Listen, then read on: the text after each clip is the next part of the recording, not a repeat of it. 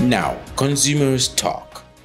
I don't know if it is me or it's actually the internet service providers that just sucked all the data. So I want to know how I'm using my data per time. I want to be able to monitor it. Shocking data drain. How consumers are battling unexpected data depletion and its impact. In an era where digital connectivity is paramount, a troubling trend is emerging. Consumers are experiencing an alarming rate of data depletion. This phenomenon, characterized by unexpectedly high data usage, has left many individuals grappling with the sudden need to purchase additional data to maintain their online activities. As data consumption skyrockets, the implication extends beyond mere inconvenience, affecting both finances and daily routines. Recent investigations have revealed that the surge in data consumption may be linked to various factors, including the role of internet service providers and the design of broadband plans. Consumers are increasingly questioning whether their service providers are doing enough to ensure transparency and manage data usage effectively. Amidst this growing concern, the demand for more fair and clear data usage practices has never been more urgent. In response to this crisis, Consumers Talk this week delves into the heart of the issue by speaking directly with users and consumers on the streets. We know how much you subscribe monthly, and all of a sudden it's dropped to every 2 weeks, so it is telling.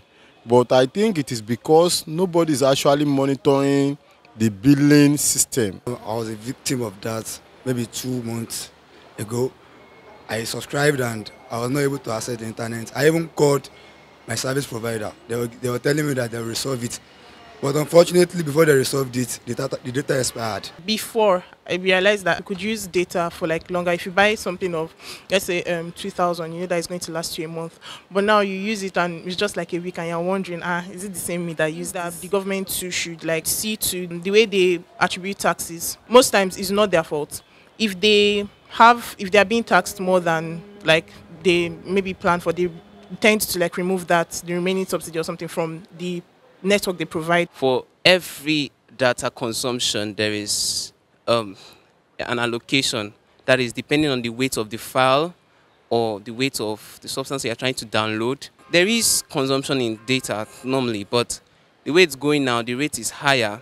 But then we should try to also minimize the way we download and then use data. They could give us an analysis, especially for the types of network that we use: MTN, Glo, Etisalat, and the rest of them. I know how much I use in loading my data before, but I know what I'm using. I know how much I'm using now. So there is drastic reduction in the way we use data now. I normally load 1,000 for the month, but now before I can make use of data like the way I've been using it before, I must load 2,005 because this is not how it was before. That shows it's an addition of 1,500 naira, which is not pocket friendly. So we also have inefficiency on the part of the service provider also, because you see a situation whereby you'll be making use of the data maybe to call or to actually send messages to your friends and well wishers. You discover that the message is not going on. You just discover a sudden disappearance of a network. At the same time, I'm not saying there's a fault from government, but I say is that the government can also do more by regulating this service provider. They should bring up a mechanism to subsidize data for students. We are in a modern world where you have to access internet to read a lot. As a student, you have to make research. The assignments to read online. So they should try to bring up a kind of a plan for students. Even if you have to give a means of identification to identify that, okay, this guy is a student. So in order to foster development in our society.